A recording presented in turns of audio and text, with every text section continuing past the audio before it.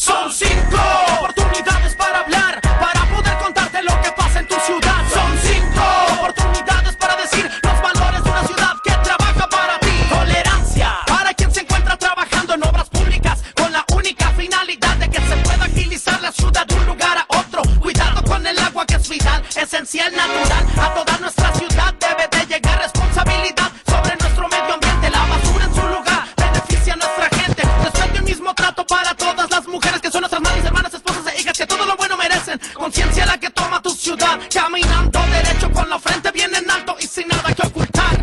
Hay que ser valientes y actuar sin apatía, noche y día en nuestra vida, enfrentar sin cobardía, dando la mano al hermano y mirando para adelante, dando pasos gigantes como los de los elefantes, como los de los elefantes. Son 5, valores. Son 5, valores. Desde el corazón de México, para la gran ciudad, Capital 21. Si nos dejan, nos vamos a querer toda la vida.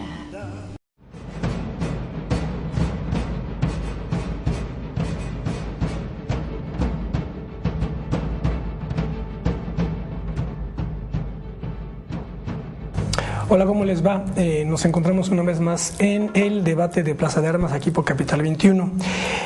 Para introducir el tema que vamos a tratar el día de hoy, voy a servirme de uno de los tantísimos pasajes luminosos de la República de Platón, en el que le preguntan a Sócrates de lo que se trata, y Sócrates responde: se trata de la manera en la que ha de habérselas con la filosofía una ciudad para no perecer.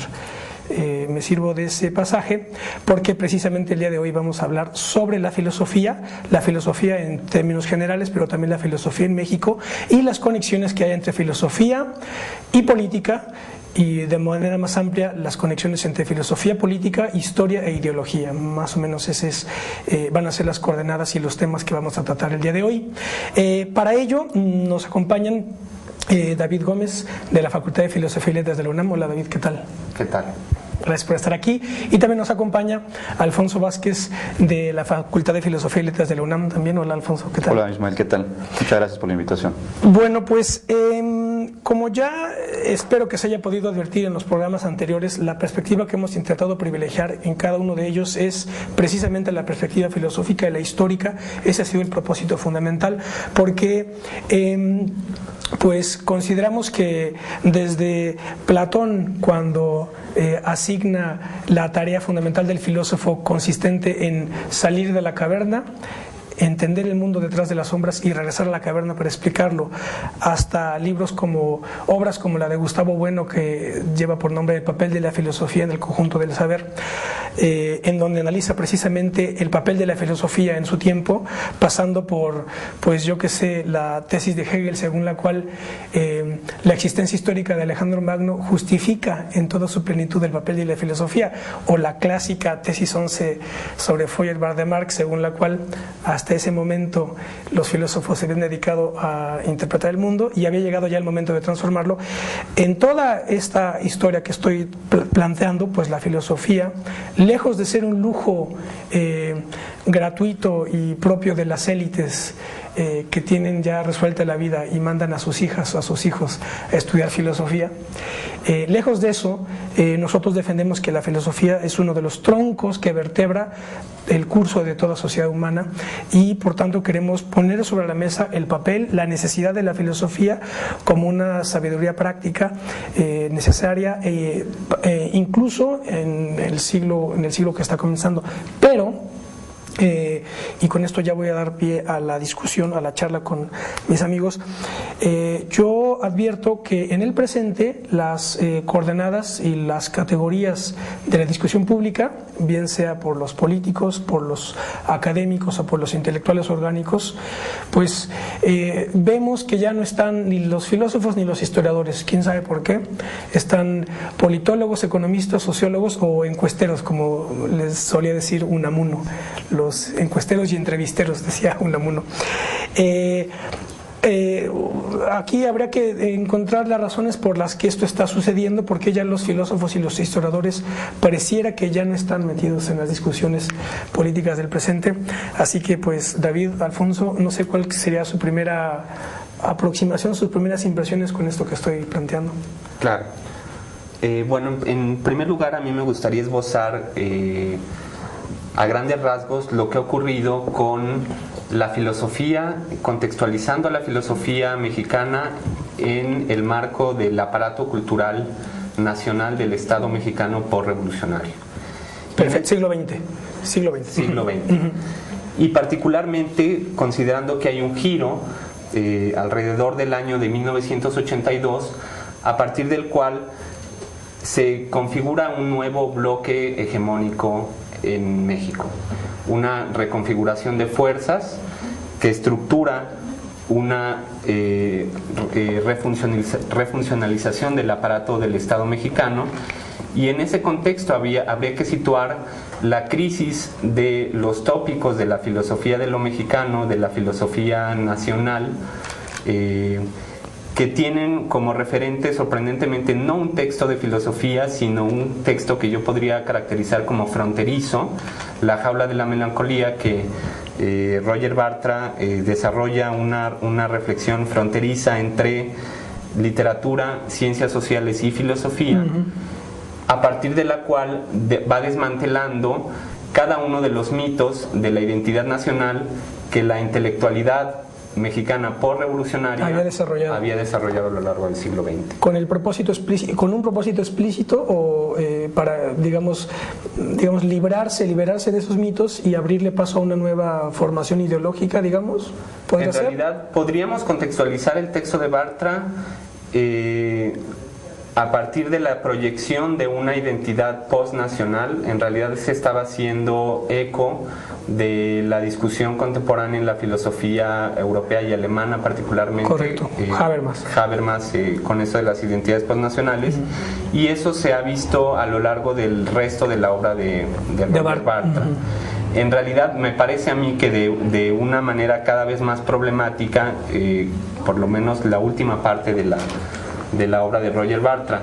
Yo señalaba este texto particular como irruptivo y disruptivo en el contexto cultural mexicano, porque efectivamente la filosofía durante 2 o 3 décadas se dividió entre un sector analítico que era muy renuente a la reflexión política, y el sector que procede del grupo Hiperión, con Leopoldo Sea y Luis Villoro a la cabeza, que en algún momento hicieron una reflexión filosófica sobre temas de la cultura nacional mexicana. Sin embargo, lo que cuestiona Roger Bartra allí es que esa reflexión estaba incrustada y vinculada por complejas redes con el aparato del Estado mexicano. Correcto. ¿No? Entonces tenemos siglo XX, la Facultad de Filosofía, que tiene como origen la Escuela de Altos Estudios, que está impulsada por el Ateneo de la Juventud, Casos fundamentalmente. Después llegada de los españoles, ¿no? de los exiliados, y después lo que tú dices, el grupo Hiperión y analíticos.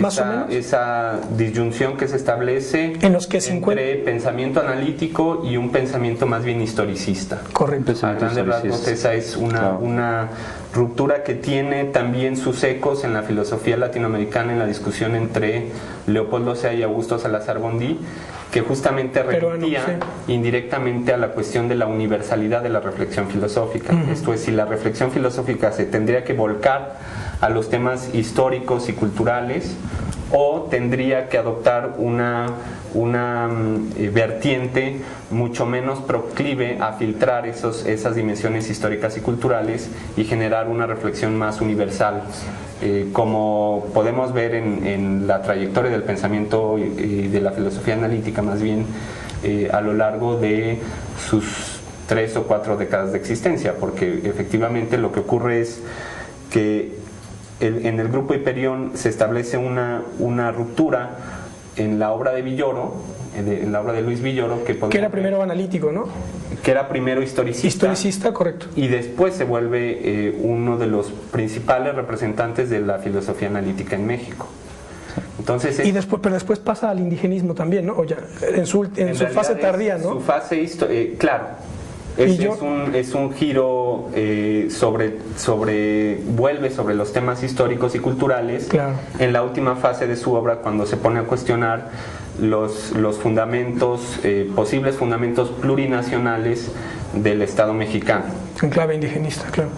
Esto tiene que ver con la fundación del CELA, ¿verdad? ¿O el CELA cuándo se funda? Que es el Centro de Estudios Latinoamericanos. El Colegio de Estudios Latinoamericanos. De la Facultad de Filosofía. Primero con una cátedra de filosofía latinoamericana que condujo Leopoldo Sea, y más alrededor de 1948. Correcto. Y más adelante, ya en 1965, alrededor de 1965-1966, se funda el Colegio de Estudios Latinoamericanos, que efectivamente le da pie a una reflexión filosófica volcada hacia la historia latinoamericana. En realidad el magno proyecto de Sea, que desarrolla en su libro Filosofía de la Historia Americana, consistía justamente en una interpretación de toda la historia americana a partir de sus referentes filosóficos hegelianos principalmente. Claro, para los años 60 el estado de la filosofía en México es el que describe David, aunque también hay que señalar que del exilio español se desprende pues una importante camada de pensadores que posteriormente van a constituir el núcleo de lo que será el marxismo en nuestro país. De ahí surge Adolfo Sánchez Vázquez, que va a ser como el principal promotor de esta corriente, Elie de Gortari, que va a ser mexicano, pero que también va a plegarse a este bloque que va emergiendo del exilio español. Wenceslao Roses, el traductor de la fenomenología del espíritu y del Capital de Karl Marx, y también pues una serie de pensadores jóvenes. En ese momento aparece también la filosofía de Carlos Pereira. O sea, para los años 60, sobre todo en la Facultad de Filosofía y Letras, se recoge un debate que se da en términos de la filosofía analítica y también de esta corriente del marxismo. O sea, analíticos y marxistas. Sí.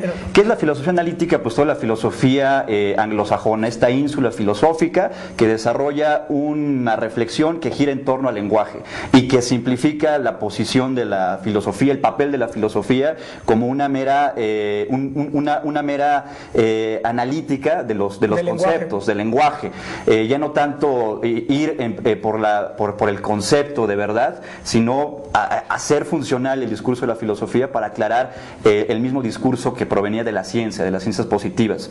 Bueno, la filosofía analítica tiene su incubamiento también en este periodo, es cuando surge el Instituto de Investigaciones Filosóficas con esta clara tendencia analítica. Esto es en los 60, en cuando los 60, surge el Instituto de Investigaciones Filosóficas, entre otros, bueno, también promovido por Luis Villoro.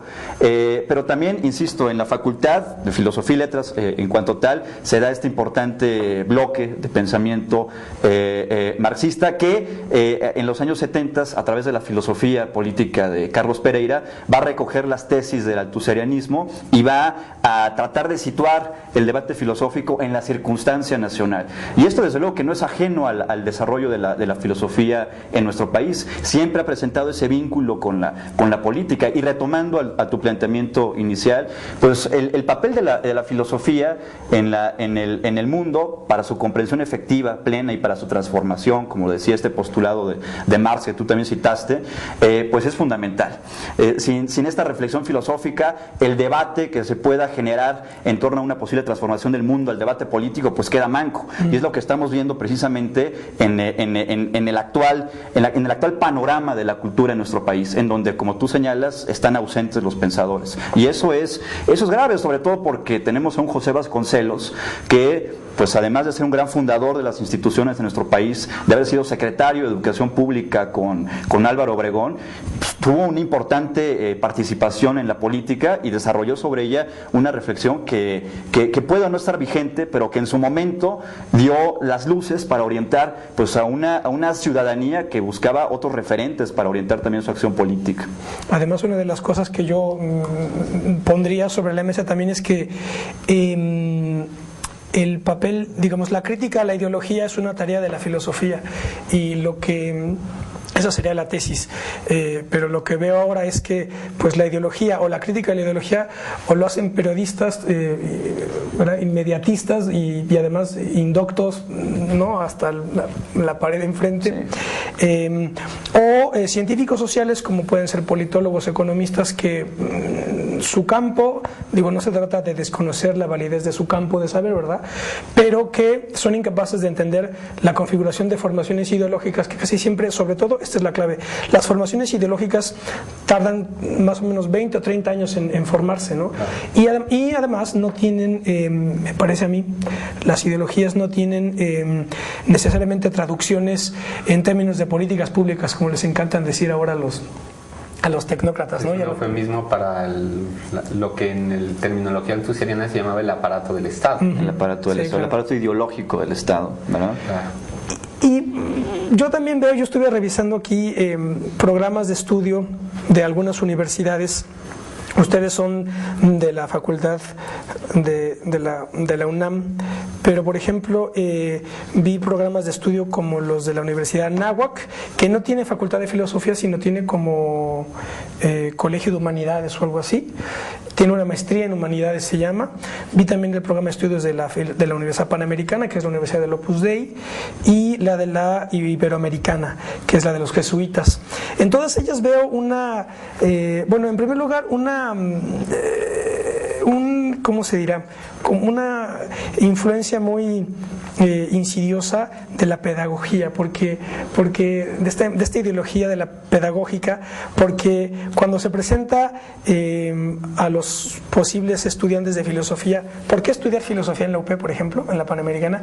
Dicen, bueno, porque ustedes van a adquirir habilidades intelectuales, dicen. Habilidades intelectuales, como esta idea de que todo saber tiene que ser como traducido en alguna práctica muy concreta, ¿verdad? Entonces va usted a adquirir habilidades intelectuales, por un lado, pero también veo una perspectiva muy general según la cual a la filosofía se le considera como un saber humanista, ¿verdad?, idealista.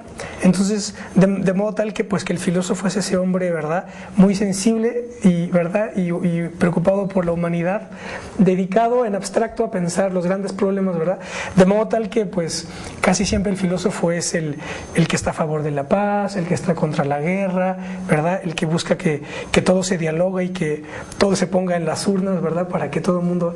Y eso yo no entiendo qué tiene que ver eso con la filosofía, porque para empezar, pues la filosofía no es una entidad unívoca, sino que hay muchas filosofías, ¿verdad? Entonces hay filosofías realistas, filosofía materialista, filosofía idealista, filosofía... Y en ese sentido lo que vemos en esos programas es que la intervención política de la filosofía, que es una parte, digamos, constitutiva, yo diría, de el discurso filosófico, esto es que se configura a través de determinadas relaciones de fuerzas que estructuran los saberes, por una parte, y la relación entre los saberes y las prácticas. Entonces, en ese sentido, estas visiones de la filosofía desvinculada de la práctica y desvinculada de la articulación con las relaciones de fuerza y de poder que existen en cualquier sociedad, encubre una dimensión posible de la filosofía y una proyección de la filosofía, ¿no? O sea, y en ese sentido también efectivamente la pedagogía que se está configurando como hegemónica tiene la característica de intentar traducir todo saber en una práctica, y en ese sentido se convierte en un conductismo muy pobre y muy vacío, ¿no? En realidad la filosofía tendríamos que entenderla siempre vinculada con las correlaciones de fuerzas y las relaciones de fuerzas dentro de una sociedad, como nos lo mostró la importantísima obra de Michel Foucault, dentro de la cual, a partir del concepto de poder que desarrolla, él nos muestra que toda intervención filosófica y toda intervención del saber se estructura en un campo de fuerzas determinado. Esto es que no hay, en un aforismo de Foucault, no hay un lugar afuera del poder. Claro, o sea, que nadie está exento de estar inmerso en dialécticas reales determinadas. Por ejemplo, en el programa de la Universidad Iberoamericana, también en la licenciatura en filosofía, pues yo ya no sé qué produce más estupefacción por mi parte, si en la Panamericana te dicen que tú vas a adquirir habilidades intelectuales, como podría haber habilidades de cualquier otro tipo en un oficio, en la Iberoamericana te dicen que al estudiar esta carrera serás capaz de reconocer la dignidad y los derechos de las personas, pero aquí viene lo bueno: actuar en justicia como agente del humanismo integral. Yo no entiendo eso porque, es decir, vamos a ver, un filósofo realista, como un filósofo político realista duro, como puede ser, por ejemplo, Carl Schmitt o Leo Strauss, ¿verdad?, que estaban a favor, pues, de la guerra, de la concepción de la política como un antagonismo entre amigo y enemigo, estaban haciendo filosofía política y de la buena. ¿Qué tiene que ver eso con el humanismo? Sí. Claro, en la misma formulación diríamos que en esta misma formulación se excluyen sectores enteros de la tradición filosófica. Claro. Solamente por formular en términos conciliadores y en términos armónicos una concepción de la filosofía desvinculada de una práctica política en la cual las relaciones de poder y los antagonismos y las contradicciones estén presentes. Claro, y eso lo que hace es diluir estos conflictos, estos choques entre las distintas fuerzas que constituyen una sociedad, y eso en última instancia pues es una representación ideológica, es ideología, como tú señalas. Entonces el papel de la filosofía, uno de las tantas funciones que tiene en la sociedad actual, es, como tú lo señalabas, pues combatir a las ideologías, desenmascararlas, y no solamente reducirla a un papel en el cual va a analizar el discurso científico para que las ciencias positivas puedan expresar mejor sus postulados. Desde luego, aquí lo que hay que señalar es que, bueno, ¿qué es una ideología? Una ideología pues es un conjunto, un sistema de representaciones falsas que no tienen un sustento teórico, que no está fundado en razones, y que de esa manera operan para hacer prevalecer el orden establecido en una sociedad. Y aquí lo que hay que establecer con claridad es la diferencia entre filosofía e ideología. Y por lo tanto eso nos lleva también a trazar una distinción entre humanismo e ideología humanista. Yo creo que una cosa es el humanismo en tanto esta reflexión que se da en torno al hombre, al ser humano, sus capacidades, pero también con esta dimensión transformativa, con esta dimensión práctica, y otra cosa es la ideología que se ha hecho del humanismo, que precisamente trata de diluir estos conflictos, estos fundamentos que son el motor de todas las sociedades, ¿no? Este fundamento que se basa en la lucha, en el conflicto, en la guerra. Bueno, y esto lo señalan los filósofos clásicos como el mismo Heráclito desde sus fragmentos. Pólemos, dios de la guerra, que unos hombres los hace libres y otros los hace esclavos. Es decir, esta dimensión del realismo político y de tomar el conflicto como la base de pensamiento sofista sería también exacto. Una referencia. Sí, desde luego. Aunque totalmente combatida por Platón, sin embargo es una concepción vigente de la filosofía, porque siempre los sofistas vincularon el saber con el poder y las estructuras de relaciones de fuerzas en una sociedad determinada. Exacto, en efecto. Y bueno, están los sofistas, toda esta tradición de la filosofía política que parte desde un realismo duro, descarnado, como el que después expresaría Schmitt en su libro El concepto de lo político. Y todo esto pues, nos lleva también a cómo se expresa la ideología del humanismo en los programas de estudio de algunas universidades privadas. Tú mencionas... Casi todas vinculadas con alguna corriente de la Iglesia, ¿no? En efecto. Jesuitas, la Anáhuac que es Legionarios de Cristo, ¿no? Claro, y que tampoco hay que tener una posición crítica o severa frente al fenómeno del catolicismo. No, en absoluto. Porque bueno, digo, hay también... dimensiones, hay niveles al interior. Desde luego. No es un bloque homogéneo, por supuesto. Claro. Incluso, bueno, yo mencionaría que en el caso de la Universidad Iberoamericana hay una cátedra que se llama Ignacio Ellacuría, en honor al jesuita, filósofo y teólogo de la liberación salvadoreño. En 1989. Claro, en plena guerra civil salvadoreña. Él era el rector de la Universidad Centroamericana, si recuerdo bien. Alumno de Zubiri, ¿no? Alumno de Javier Zubiri. Y bueno, y él es el caso también, un ejemplo de la manera en la que se relaciona también la filosofía y la política. Él desde la posición de rector, desde una posición académica, quiere incidir en el debate debate público, y bueno, trata de generar un espacio de diálogo, interlocución entre la guerrilla del Farabundo Martí y los sectores más duros del ejército salvadoreño. Entonces establece este espacio de diálogo, saca una publicación a partir de esos diálogos que se llevan a cabo en la universidad, pero estos mismos sectores más duros de la derecha salvadoreña lo ven como un peligro para El Salvador y pues deciden liquidarlo, lo asesinan, así como asesinan a este obispo, ¿no? Romero, claro, que también tenía una importante acción política. Pero bueno, ahorita ya en El Salvador, con el triunfo del Farabundo Martí, pues se le hace justicia en buena parte a todos aquellos que ofrendaron su vida en esos años convulsos. En la Anáhuac tienen también, en este programa de humanismo, vamos a ver, tienen... dice ámbitos de trabajo para el que haga esa maestría.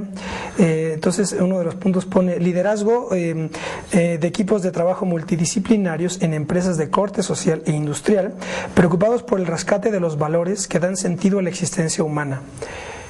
Pues bueno, habría que, en fin, es que se habla de manera demasiado genérica, ¿verdad? Y demasiado, pues así como sí, es un humanismo preocupados por el vínculo entre el aparato productivo, cuando sabemos que recientemente con las transformaciones neoliberales se está reestructurando el capital transnacional bajo la hegemonía del capital financiero, y en ese sentido, en vez de estructurar una intervención crítica de la filosofía con respecto a estos procesos, una de las referencias fundamentales de esta reflexión crítica desde la filosofía sería, por ejemplo, el libro de Antonio Negri y Michael Hart, que se llama Imperio.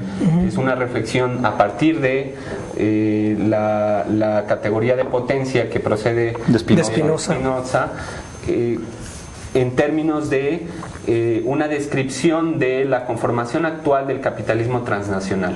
Y ese tipo de reflexiones que implican una intervención crítica de la filosofía en el presente se ven desdibujadas cuando la preocupación de ciertas universidades puede ser cómo integrar, en vez de irrumpir, integrar el saber filosófico en esta nueva reconfiguración de fuerzas del capitalismo en el presente. Yo lo que veo es que es como un humanismo democrático, en virtud del cual pues todo puede ser resuelto vía diálogo y entendimiento y tolerancia, y entonces eso imposibilita a que alguien tenga una posición crítica y firme, porque inmediatamente es tachado de no demócrata, no intolerante, como pasó por ejemplo en la campaña de Andrés Manuel López Obrador. Vamos a hacer un corte, una pequeña pausa, y nos quedamos con este punto. Estamos de regreso en un minuto.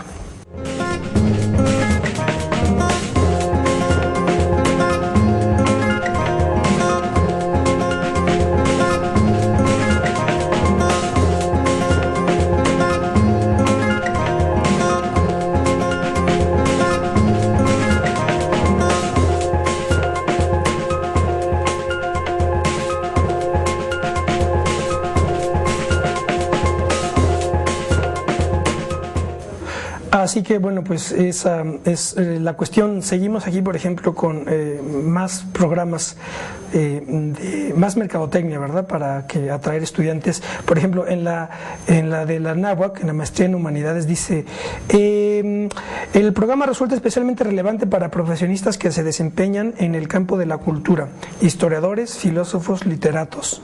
Los candidatos deberán mostrar interés por las humanidades y por desarrollar una visión ética y humanística de los fenómenos culturales. Volvemos a lo mismo. Sí. Ética, pero según cuál. La ética de Spinoza, la ética de la liberación de Enrique Dussel, la ética estoica, ¿verdad? En efecto, sí, digo, el abandono de esta dimensión social, esa dimensión política dentro de los programas de estudios que estamos aquí analizando, pues es preocupante, debido a que marca ese divorcio deliberado entre la filosofía, que tiene que restringirse a un campo meramente cultural, sin definir lo que es propiamente sublime, la cultura, ¿verdad? Sublime, encerrado en su torre de cristal, y bueno, ajeno a todos estos elementos externos que la determinan aplican de manera necesaria. Entonces esto es preocupante también porque lleva al abandono también de categorías comprensivas de la reflexión filosófica como el término mismo de ideología. Incluso aquel que ya usa ese tipo de categorías es descalificado a priori, se le acusa de trasnochado, es un marxista anacrónico, y toda esta demolición del bloque soviético en el año del 89, la caída del muro de Berlín, pues ha también tenido su repercusión en la reflexión filosófica, y en algunos casos esta arista crítica, que es fundamental para entender el desarrollo mismo de la filosofía, se ha perdido. Pero hay que recuperarlo porque el papel de la filosofía en nuestros días es más necesario que nunca. Y en ese sentido, con lo que comentaban acerca de la presencia del concepto de cultura sin precisarlo en estos programas, por ejemplo, uno de los referentes fundamentales que tenemos de la reflexión filosófica del siglo XX es la teorización que hizo Antonio Gramsci del concepto de cultura, justamente como un campo que está en constante disputa. Un campo dinámico que termina generando una fuerza hegemónica, que en realidad ese es el concepto fundamental de la reflexión de Antonio Gramsci, el concepto de hegemonía, como esta estructuración del aparato cultural que establecen los sectores dominantes él estaba pensando en la sociedad capitalista europea de principios de siglo, o un poco anterior al fascismo italiano. Y hay que recordar que la hegemonía implica coerción y consenso. Es un concepto que tiene dos aristas. Por una parte, el ejercicio del poder, digamos, bruto, directo, y por otra parte, el establecimiento de ciertos mecanismos de convencimiento, digamos, de persuasión, de generación de consenso. Y en ese sentido, esa concepción de cultura, que ha sido un referente fundamental de la reflexión del siglo XX, está ausente en estas concepciones humanistas de la cultura, que no la conciben como el escenario de un conflicto y el escenario de luchas y de contradicciones. Claro, la expresión de la lucha de clases, para utilizar una categoría filosófica más abandonada y retomada, bueno, al menos por nosotros, que pues bueno, se expresa en esta dimensión de la cultura, ¿no? que es inevitable además. Pasemos ahora a la Facultad de Filosofía de la UNAM, que es la universidad más importante del país. ¿Cómo está organizada la enseñanza de la filosofía en estos momentos en la facultad?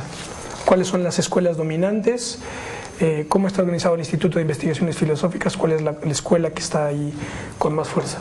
Pues por ahora lo que podemos ver son un poco las secuelas de esta distribución o de esta, yo lo diría, división del trabajo al interior del campo filosófico, de tal modo que la escuela analítica todavía es hegemónica y dominante al interior del Instituto de Investigaciones Filosóficas. Que nace, digamos, desde esa escuela, ¿verdad? Desde esa escuela, desde la filosofía analítica. Alfonso, con temas predominantemente referentes a la filosofía del lenguaje, teorías del significado.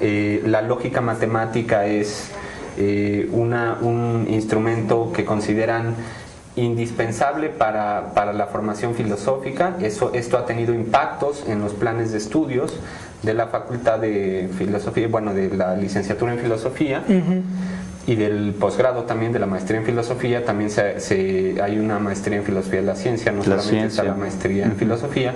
Y en esta maestría le han dado también mucho espacio a las ciencias duras, y por decirlo de un modo, esto es que no se han volcado hacia la reflexión de las fronterizas entre ciencias sociales y filosofía, sino que se dirigieron a tópicos muy renuentes a la intervención política.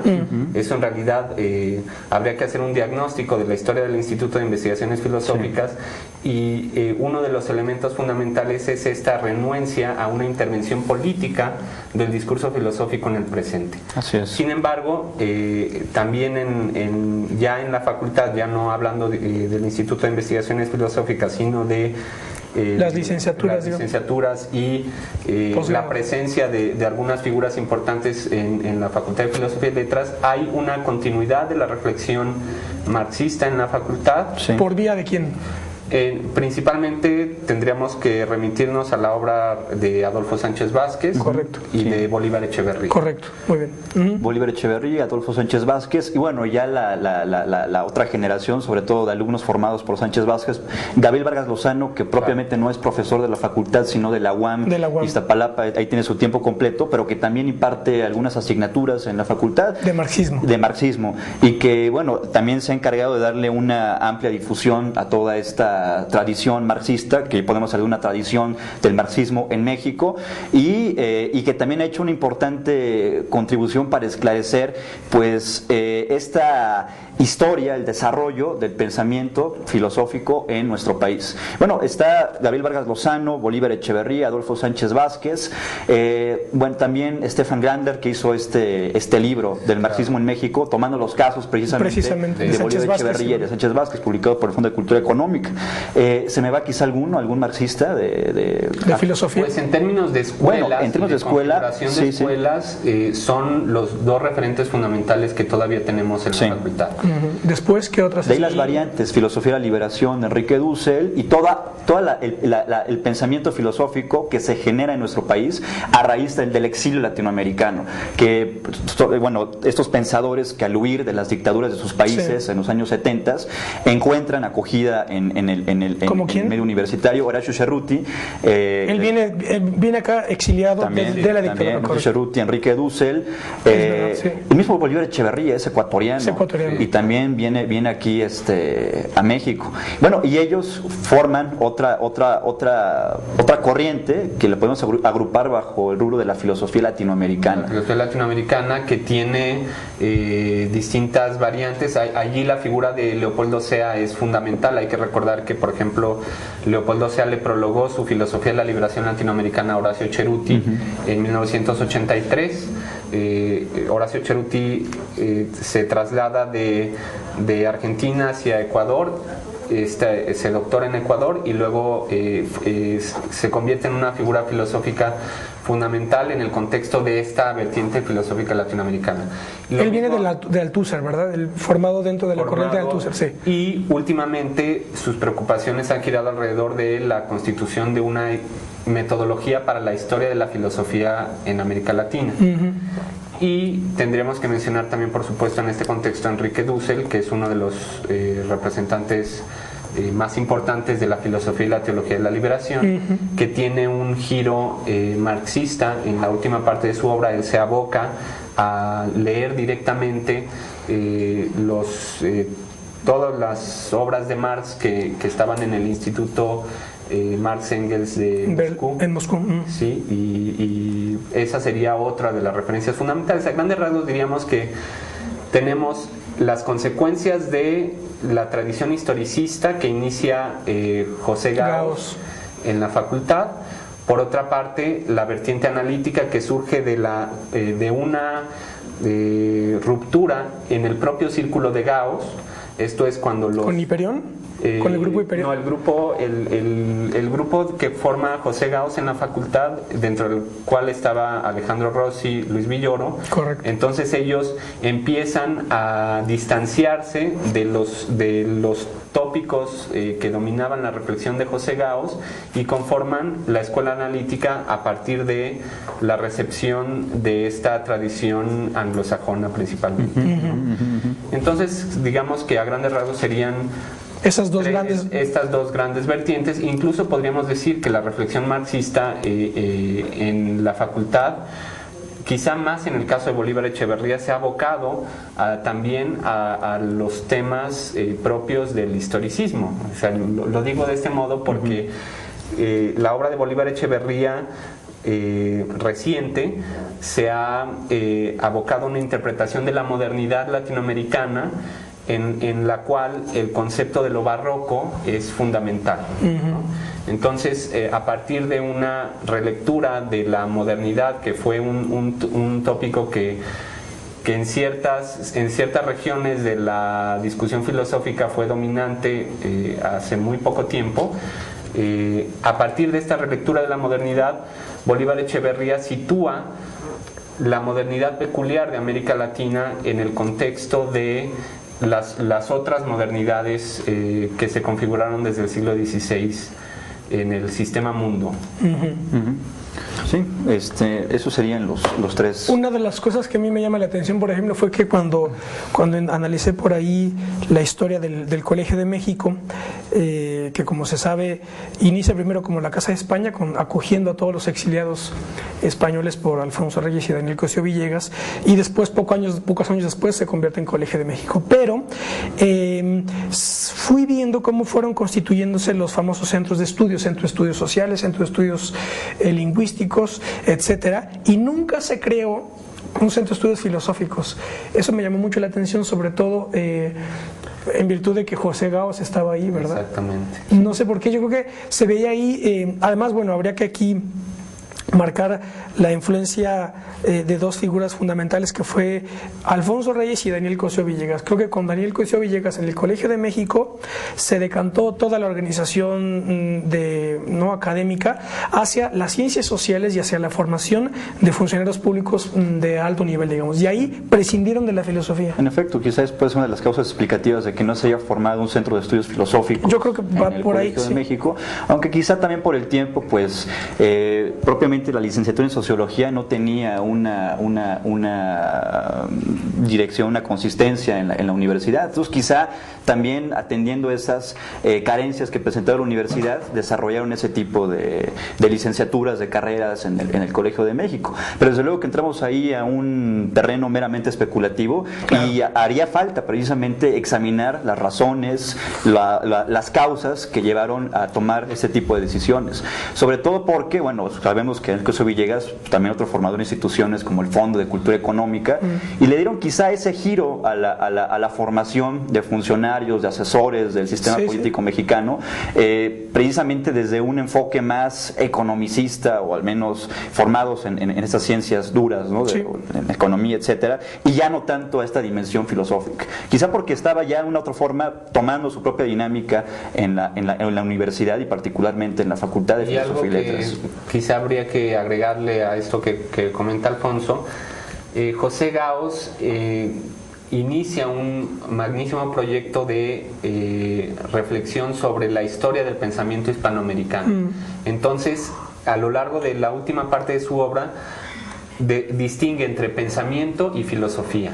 Entonces, su última preocupación filosófica fue más bien la historia del pensamiento hispanoamericano, él decía, y situándose él como un transterrado, y por eso recuperando más que la noción de América Latina, la noción de Hispanoamérica. Claro, que tiene esos dos tomos naranjas creo que los edita en la Universidad de Sinaloa, si no mal y últimamente los han estado editando ya en la UNAM, las obras completas de José Gaos. Claro. Hay aquí también digamos, un acontecimiento también importante, que fue el de la fundación de universidades privadas, que son el Tecnológico de Monterrey y el ITAM, el Instituto Tecnológico Autónomo de México. Esas dos instituciones, junto con la Iberoamericana, se fundan en los 40 contra Cárdenas, contra el cardenismo. Esa es mi tesis dura, digamos, porque en el 38 se da la expropiación petrolera y se fortalece el nacionalismo cardenista, en efecto, flanqueado por Francisco J. Mujica en plan radical. En el 39 fundan el PAN, que se repliega ideológicamente, doctrinariamente, pero también fundan en el 43 y en el 46, no recuerdo en qué año una y otra, pero en el 43 y 46 se fundan el ITAM y el Tecnológico de Monterrey, y son las instituciones que hoy controlan tanto los funcionarios del gobierno, del Estado, el aparato del Estado, como los debates ideológicos, exacto, que son totalmente ya... Tendría que ver esto seguramente con esta reconfiguración del aparato, con lo que hemos comentado, ¿no? La reconfiguración del aparato estatal de México alrededor de... En este caso, otra fecha importante es 1982, el sexenio de Miguel de la Madrid, en donde la subordinación de la política económica a las directrices del Banco Mundial y del Fondo Monetario Internacional inicia o se perfila de una manera muy clara, y esta reconfiguración de la hegemonía en México tiene también sus expresiones en el campo del saber. Sí, totalmente, está totalmente conectado. Sí. Totalmente conectado. Hoy, si mal no recuerdo, desde la Madrid hasta el día de hoy, todos los secretarios de Hacienda son formados ya en el ITAM, por ejemplo. Sí, hay una constante. Toda la ideología neoliberal 30 ahí. años. Y bueno, y eso también muestra, pues, el abandono de la filosofía en su intervención en el espacio de lo público. En efecto, el ITAM Tecnológico de Monterrey se crean como reacciones al proyecto cultural y político del cardenismo, y también hay que decirlo, en el 39, con toda esta llegada de los exiliados españoles, y con este nuevo impulso que se le da en la construcción del Colegio de México, del Fondo de Cultura Económica, que van a hacer ellos también parte sustantiva de estos proyectos, pues ante ello y ante un bloque hegemónico cultural que se estaba dando en nuestro país, lógicamente la reacción y la derecha tiene que hacer lo propio, y genera este tipo de instituciones que van a desarrollar un proyecto antagónico a los ideales de la Revolución Mexicana esbozados por Lázaro Cárdenas. Y como vemos, son procesos de larga duración. Sí. Y en ese sentido, para captar esas dinámicas, se tienen que abordar periodos más o menos largos, por lo menos que abarquen algunas décadas, si se formula el tema de la relación entre el saber y la hegemonía. Así es.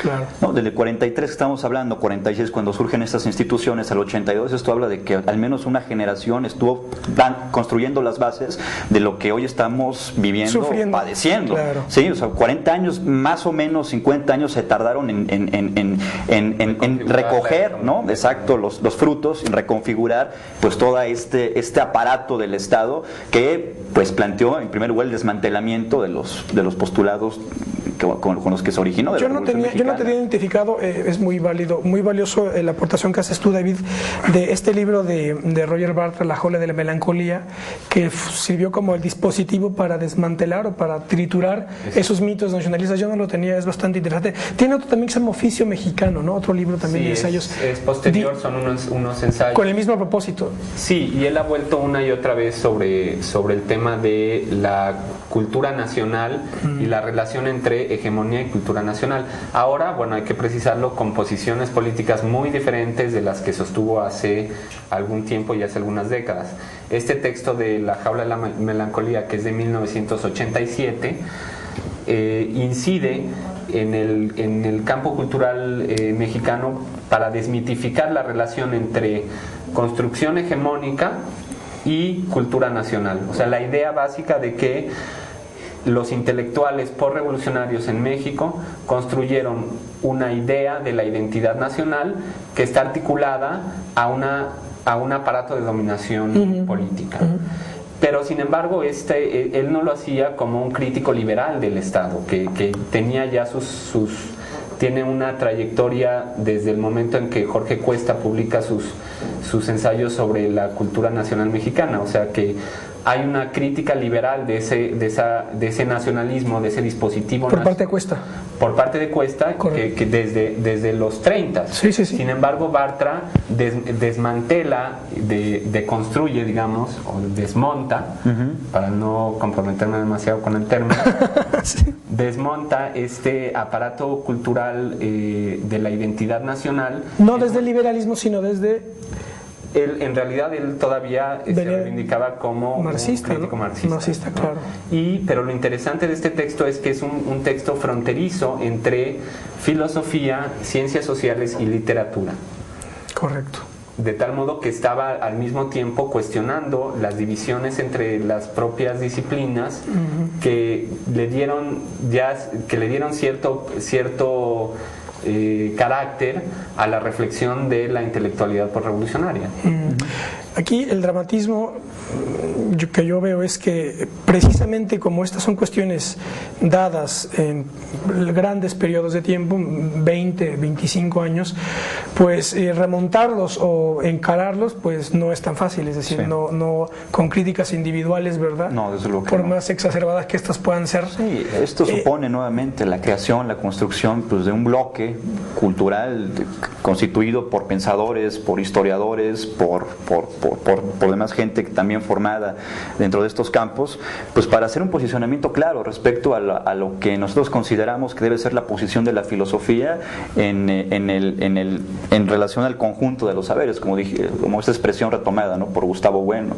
Realmente hacer este nuevo bloque cultural pues implica un trabajo de rastreo histórico del desarrollo del pensamiento filosófico en nuestro país y también la vinculación con la dimensión política. Esto no lo podemos obviar, no lo podemos abandonar. Hay que restituir precisamente a la reflexión filosófica ese eje vertebral en el debate de la cultura y de la política en México. Eso para mí es una de las tareas que debemos hacer, no como un solo individuo, como tú lo planteas, sino como un bloque, un conjunto de pensadores que hagamos este tipo de posicionamientos claros. Platón mismo, cuando funda la academia, lo hace precisamente teniendo a la vista la crisis del fin de la guerra del Peloponeso, la ejecución de Sócrates, y él se encierra en la academia para pensar la república. Nos tenemos que ir, se nos fue el tiempo. Gracias, Alfonso, gracias, David, por haber estado aquí en Plaza de Armas. Y bueno, pues el mensaje, el corolario de este programa es que por lo menos desde este programa vamos nosotros a procurar privilegiar siempre la filosofía y la historia como coordenadas para interpretar el presente. Muchas gracias y nos esperamos en el próximo debate de Plaza de Armas. Hasta pronto.